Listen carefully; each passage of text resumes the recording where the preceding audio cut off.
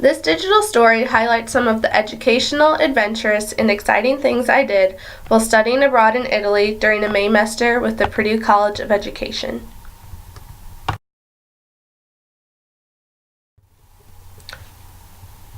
To start off my trip, my parents drove me to the O'Hare Airport where I met up with Melanie, who was my flying partner for the rest of the trip. After catching 3 connecting flights, we landed in Florence where we were greeted by our IES guide named Martina and met up with the rest of our peers.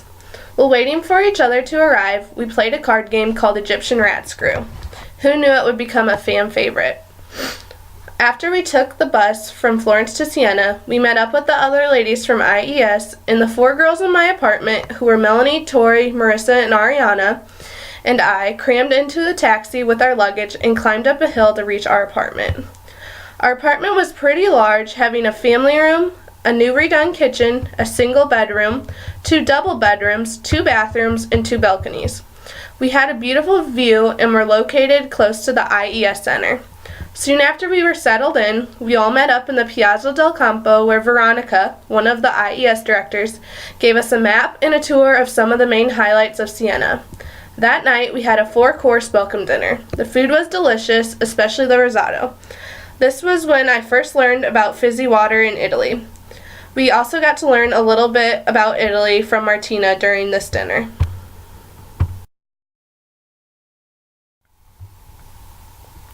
On the second day, we went to a small cafe next to our apartment for breakfast. The cappuccinos were great. We then gathered at the IES Center for orientation. As a class, we attempted to plan out our weekend plans on the whiteboard. As it turns out, we didn't end up using any of those plans. After this, we went to a restaurant near the Pascoli Elementary School, which was one of the schools we visited.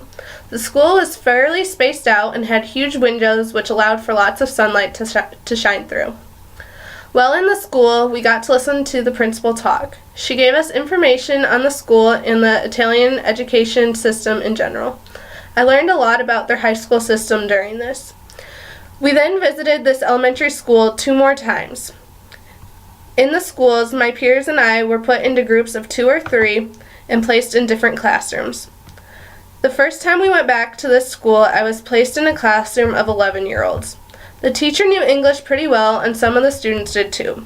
I was surprised how different the classroom was ran compared to classrooms in the United States. I was lucky enough to get watermelon and an espresso during the snack break. The next time I went to this school, I was placed in a classroom of 7-year-olds where absolutely no one spoke or understood English. While this was frustrating, I was still able to follow along with their math lesson and pick up on the teacher's teaching style. Unfortunately, I left this school visit early to go to the pharmacy, as most of the trip I had a cough and a cold. On the second day, I got my first and possibly best gelato of the trip. It was wine and strawberry flavored. For dinner that night, we went to a restaurant where I thought I ordered pasta, but was thoroughly disappointed when the server brought out an eggplant and salami sandwich. Many people at the restaurant ordered pizza margherita, which was one of the common and basic cheese pizzas in Italy. After long days, my roommates and I would snack on cheese, salami, crackers, and wine in our kitchen.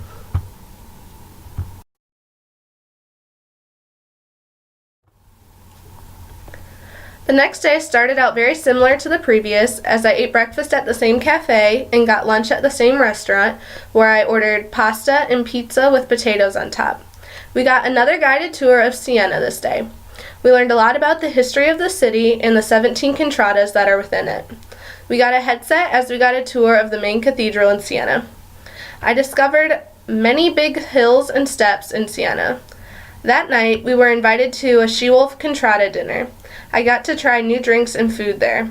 I had tortellini, cow stomach, some of a burger, and homemade desserts. After the dinner ended, 3 other girls and I stayed there until the live music started. The band played a lot of American songs. I had a lot of fun experiencing the culture as I got to dance to live music and make some Italian friends. On our first weekend trip, a group of us decided to take a trip to Cinque Terre. We struggled to make it to the train station by 6 a.m. as it was a very long walk. However, I got to see the sunrise over Siena in a way that I would not have been able to if I was not up this early.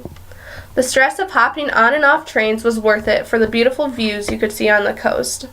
Tori and Marissa were the main reason we were able to successfully arrive at our destinations and travel in between the cities using the trains.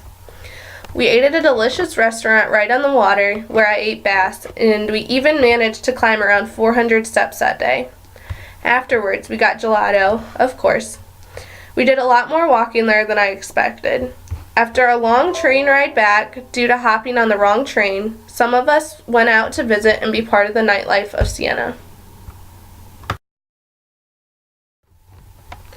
On Sunday morning, I went to Mass at the cathedral, which was a really cool experience. I spent the rest of the free day exploring Siena with some of my classmates. We visited the museum attached to the cathedral and climbed to the top of the unfinished wall for a great view of the city. We finished the day by eating at a restaurant where I got to try a vegetable pizza, and then we went back to our apartment to work on homework.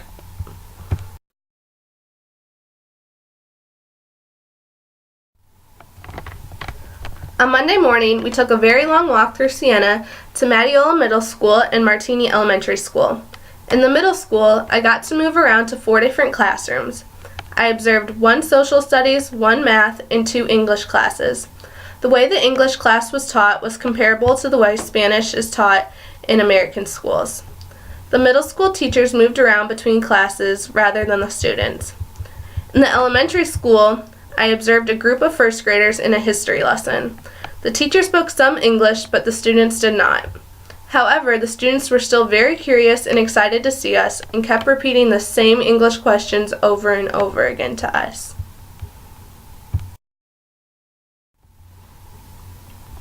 The next day, we had the opportunity to take a bus to Chianti. While there, we got to go to a cheese factory and watch the process of goat cheese being made. I really enjoyed our tour there, and it ended with cheese tasting.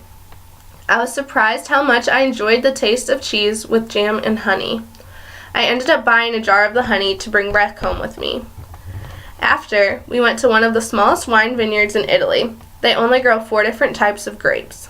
One of the workers gave us information about the production of wine and how their specific vineyard works.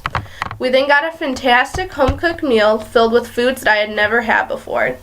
I really enjoyed the appetizers, which were breads with different types of meats and spreads, and the noodles. We then learned about what DOCG means when it's labeled on the wine bottles, and that the wine needs to have this on its label to know that it's high-quality Italian wine.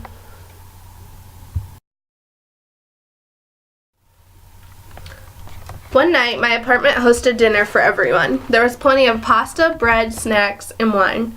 We even had tiramisu. We played cards on our patio area, listened to music, and had a relaxing time. Even though space was a little tight, we made room with people spread out on the balconies, in the kitchen, and in the family room. Some of my peers even befriended our cat, Susan. It was a fun night of bonding.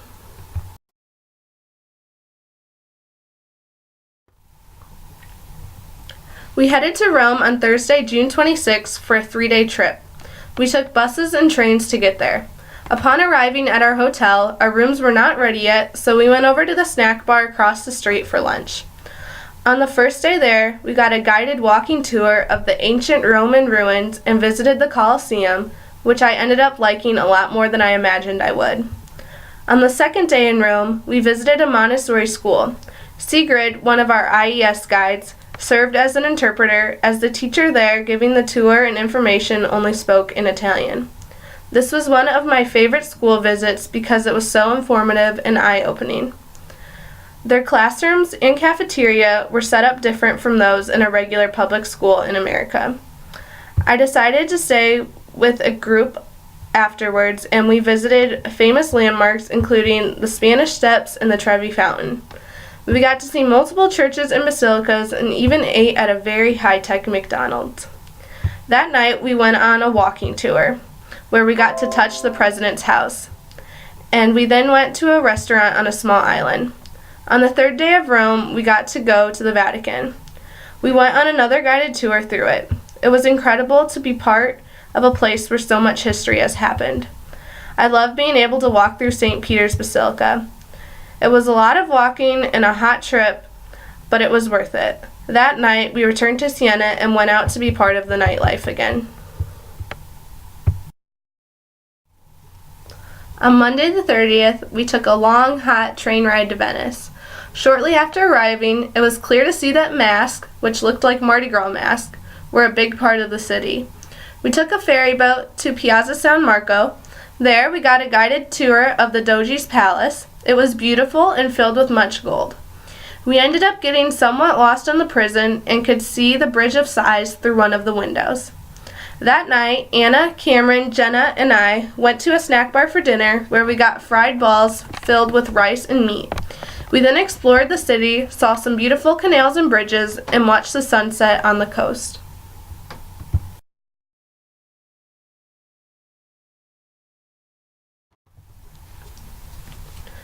Throughout our time in Siena, we were always on the lookout for new Contrada fountains. My classmates and I did our best to find as many as possible and get pictures with them. Some of my favorite fountains were the wave dolphin and snail. The Piazza del Campo became the group's central meeting spot throughout our time there. Bars and restaurants surrounded the Campo. This is also the square where they hold the horse races, also known as the Palios, in July and August. Our last Sunday there, they had a drawing for the final 3 Contradas that would be a part of the upcoming Palio. This happened in the Campo, and it was an exciting time and a great experience to be a part of. We even got to see the Dragon Contrada dressed in full uniform with flags and music as they paraded around the town during the week of their patron saint. There always seemed to be some music and Contrada party going on each night that it really made me wish that I could be part of Siena. Additionally, we had the opportunity to get a tour inside of the She-Wolf Contrada Church and Museum. The museum held winning banners and uniforms for the men that are involved. The only place that we could not see there was the horse stable. Even when the horse is there, there's always 2 people that stay with the horse at all times from the Contrada to ensure that the enemies are not doing anything to hurt the horse. Each Contrada has their own church and museum in their section of the town. And before races, the horses are blessed in the appropriate churches.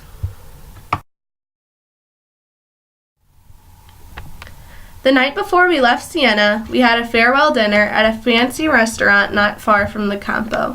We had great wine and the best pork I've ever had in my life. The warm brownie dessert with custard was also delicious. We had to be out of our apartments by 6 a.m. the next morning, and a taxi picked us up to take us to the bus station. We took a bus to Florence, and there we arrived at the airport. Melanie and I had a layover in Switzerland, which ended up being one of the most stressful moments of the trip. We got split up in a huge airport, and I honestly thought that I'd missed my flight. However, everything worked out in the end, and we both successfully ended up making it onto our flight, and they gave us delicious Swiss chocolate. After lots of unexpected delays on the airplane, we were more than ready to get off after 11 hours of sitting. After finally getting my luggage in O'Hare Airport, I was greeted by my mom, brother, and 2 cousins. I was then off on a road trip to Wisconsin, where I got to see a lot of my relatives whom I shared my study abroad experiences with. I would highly recommend studying abroad to anyone and hope to one day make it back to Italy with my family.